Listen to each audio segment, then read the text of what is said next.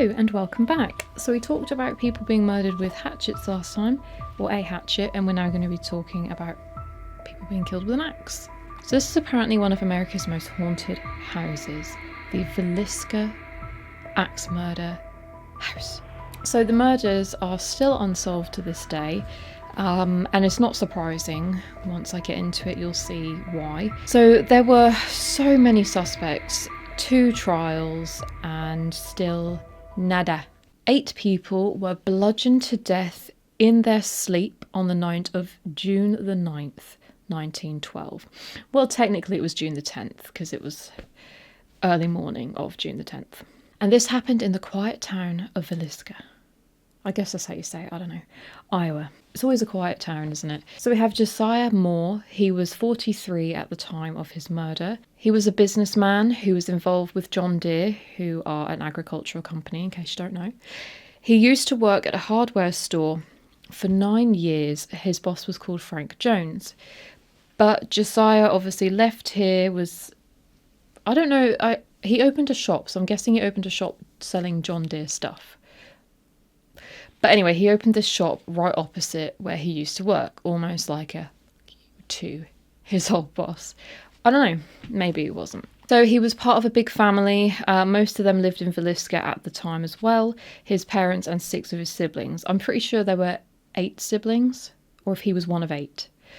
Anyway, so as a lot of victims in these things are described as pillars of the community, churchgoers, the usual stuff, it always seems to be the same. Do you know what I mean? They go to church, they're really involved in the community, they're such good people, but they still get murdered. So Josiah and Sarah Montgomery married in 1899 and had 4 children. Herman, 11, Catherine, 10, Arthur, 7, and Paul, 5. On the night of the murders, June 9th, the family attended a service at the local church, which was a 5-minute walk away from their home. Their daughter Catherine had a couple of friends there, Ina May Stillinger and her sister Lena Gertrude. So Ina was 8, Lena was 12. They were members of a rich family who lived 7 miles outside of the town on a humongous farm. The Stillinger girls were going to stay over at the Moors that night. So they got home at around sort of 9:45, 10 o'clock time. The Stillinger girls slept downstairs in the sewing room, sharing a single bed, and Catherine slept upstairs with her brothers. She normally sleeps in the sewing room. I don't really know why it's called the sewing room, because surely it is Catherine's bedroom. You know, it's a bit rude, isn't it? So I've written here, somewhere between midnight and 5 a.m, but this is probably just after midnight when the murderer first enters the home. So this is June the 10th now, technically, because we've switched to a new day. So someone entered with an axe. Now this was an axe that the family actually owned, so he must have taken it from like a shed or something, which just,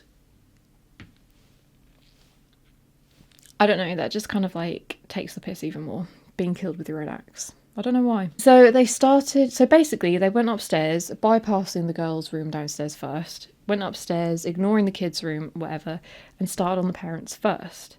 So, I mean, they have to start on someone, So they killed Josiah first. He took, I think I read 30 beatings with the blunt end of the axe. And it was so severe that his eyes were completely destroyed. So if you imagine being beaten 30 times, there's going to be nothing left of you but a bloody pulp, which is gross, but yeah. And there were marks on the walls and ceilings, axe marks, where the killer was just like fucking going nuts at these people. And then Sarah was the next, obviously. But the killer, while the killer or killers used the blunt end of the axe on every other family member, they used the blade on her, which I find quite interesting. So was this a crime of le passion? Was it like, I don't know, was it someone that just really hated her specifically, but then they hit Josiah so many, I don't know. So yes, they murdered the 4 children using the blunt end of the axe, and they then went downstairs and killed the Stillinger girls. It was said that Lena was actually awake during this and tried to defend herself, as she had defensive wounds on her arm.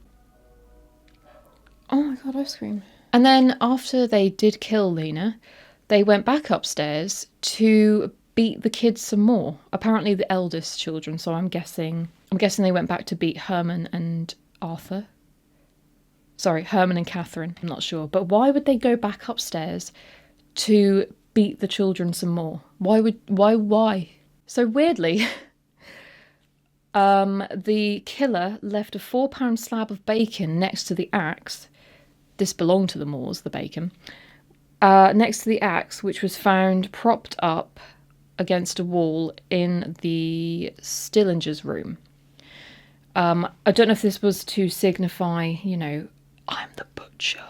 Here's some meat just to prove it. And then the killer covered all the mirrors in cloth or clothing, and he closed all the blinds in the house. There were apparently 2 windows that didn't have any window dressing, if you like, no curtains or blinds. So they hung some clothes up there. Basically just so, I don't know if it was just so nobody could see in, you know. Makes sense, I guess. But also apparently covering mirrors is like something that people do when there's a funeral or a wake. So I guess, I'm not really sure. They then found, I say they, I mean like the detectives and stuff, then found bloody water. So the killer washed his hands, very respectful, before he then made himself some food. Apparently he ate some bread. I think I remember reading that he cooked some beans, but apparently didn't eat them. So there was untouched food sitting there. Some report that he ate some bread, some report that he didn't. Now, this is a bit that I read one place that said he locked the door after he left. Right? That's a good point. He could have grabbed a key from the house, actually, because I was thinking to myself, how did he have a key? But he could have taken a key from the house and locked the door. However, I couldn't find this anywhere else that he locked the door. Apparently he just left, and that was that. However, the next bit signifies that maybe he did lock the door. Oh right, here we go. I read that someone, their neighbour Mary Peckham, was hanging her washing out at 5 a.m. Who does that? Especially when you don't have to work or anything, because she sort of like at 6 o'clock in the morning was like, they're not up yet, that's weird. Maybe they're just having a lay-in. And then 7 o'clock comes along. She's like, what the hell is going on? Like, the animals are acting up. They haven't been fed yet. They're starving. Like, what's going on? So she went over to the house and she tried to look through the windows, but alas, they were covered. She tried the front door, locked. Tried the back door, locked. She was like, you know, what am I going to do? Because I'm really worried. I don't know why she's Australian, but she's worried. So she called Josiah's brother, Ross, who came over and let himself in with a key. Now, at first, he goes in and he's sort of like, well, there's nothing untoward here. Although, as apparently the sort of faint but strong, as he gets closer to the bodies, unknowingly, smell of blood in the air, basically. At first, he went into the room where the Stillinger girls were sleeping. They weren't sleeping at this point, sorry. But he went into that room first because it was downstairs, and he saw that they were covered in blankets. So obviously he lifts the blanket up and then he sees the dreaded scene. I can't even imagine his reaction to finding everybody in the house killed. Every single bed had a dead person in it. Okay? And this was a big family. So it was about, right, this is why I'm not surprised they couldn't find the killer. Okay. Because at about 20 to 9 a.m, 8:40 a.m, whatever, the town was issued an all-call alert, which basically alerts every single household to what has just happened. So guess what did happen next? So basically hundreds of people in the neighbourhood came in their droves to the house, went in the house, stomping around everywhere, checking out what's going on. Contaminating the shit out of the crime scene. Obviously. Why? It was even said that some people took bits of Josiah's skull as a little momentum. What I would have done instead, if I'd have happened to go in the house, I'd have probably ran out again screaming. But no, these people decided, oh, mushed up human skull, nice. And we're talking hundreds of people, apparently, touched the murder weapon.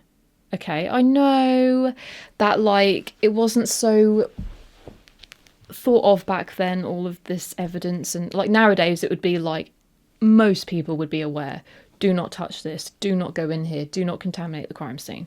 We're very aware of things nowadays. Back then I guess not so much, but like seriously, what the hell? Authorities couldn't control the crime scene for hours. So you've got hours upon hours of people coming in and out. And when I say hours upon hours, I actually mean only 2. I bet the murderer, if he knew what was happening, was just like, what bunch of fucking idiots. I don't know why he's Australian either, but yeah, it wasn't until 10:30 that the National Guard got involved and finally managed to set up a perimeter and actually keep people out. So it said 10:30, maybe it was even later when they actually managed to get everybody out.